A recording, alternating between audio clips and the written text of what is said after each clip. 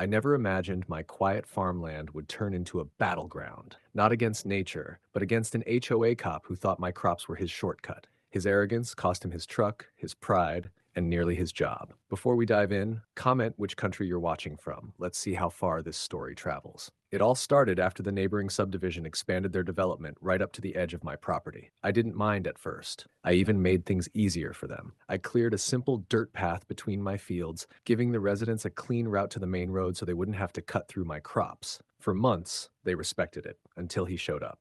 His name was Officer Brad Cole, or at least that's what his vest said, HOA cop. A white Ford truck, loud as thunder, and a personality to match. Every morning, that truck came tearing through my field, the engine roaring like a challenge. He wasn't a cop, not really, but he wore the badge, the vest, and the smug attitude that made him believe he had authority over everyone, including me. The first time I stopped him, he rolled down his window with a smirk. "Sir, you're on private property," I told him. "You're violating Texas Penal Code 30.05, criminal trespass." Brad leaned out, sunglasses glinting. "Relax, farmer. HOA's got jurisdiction here. We're keeping the access road clear." Then he revved his truck and sped off, showering me with mud. That was strike one. 2 days later, I caught him again, this time flattening another row of corn. My patience snapped. "You're destroying my livelihood," I shouted as he idled in front of me. "You think that vest makes you above the law? You're impersonating an officer. That's a felony." Brad just laughed. "File your complaints. The HOA's got my back." Then he drove off again, tires ripping into the wet soil.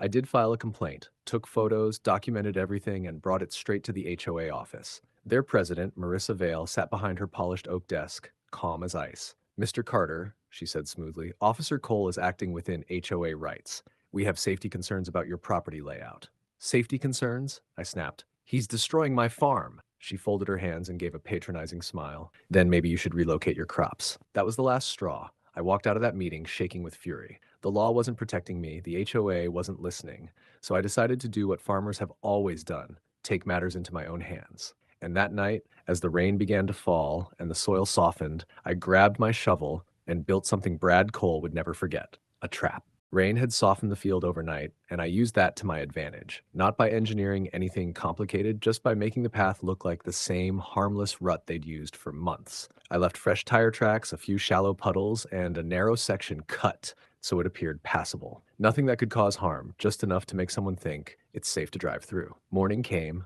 and like clockwork, the white truck rolled up the lane. Brad Cole's engine roared across the property line like thunder. He didn't even slow down. The man truly believed my land was a public road. He leaned an arm out the window, shades on, radio blasting country music as if to announce his arrival. I stood by the fence, arms folded, watching. He didn't see me. The truck hit the soft spot, and instantly the front end dipped. Brad revved harder, sending chunks of mud spraying backward. For a split second, I thought he'd stop, but arrogance makes people double down. The rear tires spun violently, digging themselves deeper until the truck sank nearly to the bumper. The sound of the engine straining mixed with the squelch of mud swallowing steel. He slammed the door open, leaping into the muck, boots disappearing halfway in. "You've got to be kidding me," he shouted. He tried pushing, pulling, even rocking the truck. All useless. I stayed silent, phone in hand, recording. Within minutes, a couple of neighbors wandered over, phones out too. By now, the scene was drawing attention like a small town parade. Then, as expected, his backup arrived. A silver SUV pulled up, and out stepped the HOA president, Karen Ellis, clipboard in hand and expression sharp as ever. "What did you do, Brad?" she barked, glaring at me like I'd personally sunk her favorite pet. "I told you people 100 times," I said calmly. "This is private property. You're violating Texas Penal Code 35, criminal trespass. You can't drive through my farm." Karen scoffed. "We're part of HOA enforcement. We're allowed to cross common access land." "Common access?" I laughed. "This land's been in my family since before your subdivision existed. There's no easement, no access, no permission. You're trespassing, plain and simple." Her jaw tightened. "We'll see about that." Brad tried to interrupt, still knee-deep in mud. "Can you just help me out?" Karen turned, ordered the other HOA members to call a tow truck, and then, unbelievably, told me I'd be billed for interference with community transit. That was the moment I realized reason wouldn't work. They didn't fear fines or fences, only embarrassment. So I let the tow truck come. The driver couldn't stop laughing. Every pull made the truck groan, mud sucking louder, until finally it lurched free, stripped, filthy, and smoking. The best part? Karen tried to spin it as vandalism, but the sheriff she called sided with me. If you're enjoying this HOA story so far, like and subscribe because the story is only going to get better. By the time the sheriff arrived, word of the HOA truck incident had already spread halfway across town. Brad stood beside his filthy truck, mud dripping off the fenders like chocolate syrup, while Karen Ellis paced around waving paperwork that meant absolutely nothing. "This man sabotaged community access property," she snapped, jabbing a manicured finger in my direction.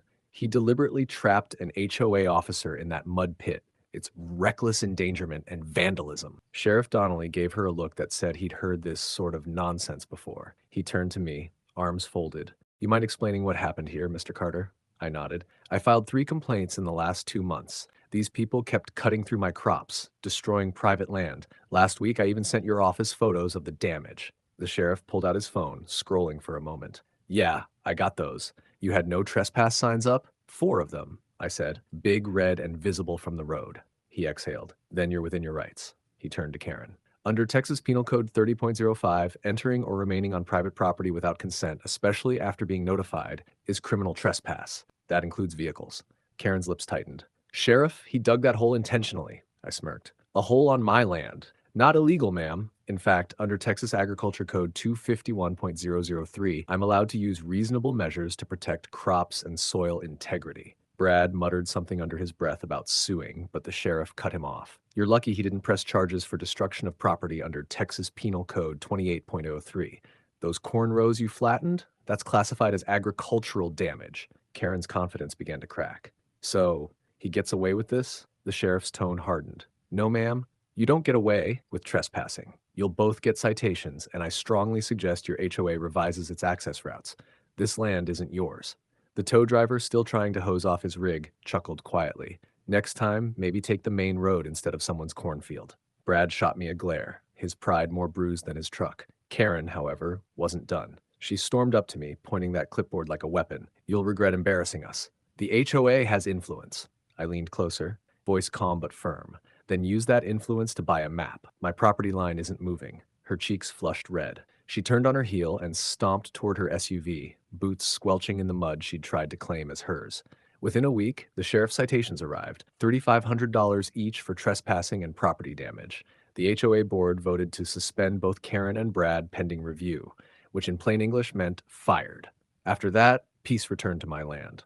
No engines, no tire tracks, just the sound of wind through healthy crops again. Justice didn't come from anger, it came from patience, proof, and a little mud. And as for me, every time I pass that trench, I smile, because arrogance has a way of sinking itself. And that's how a so-called HOA officer learned the hard way that a badge and a clipboard don't outrank common sense or a farmer on his own land. What do you think, folks? Did justice finally stick, or should I have let the mud teach him a little longer? Comment what you would have done in your case. I'm curious how y'all would have handled an HOA cop tearing through your land. The end.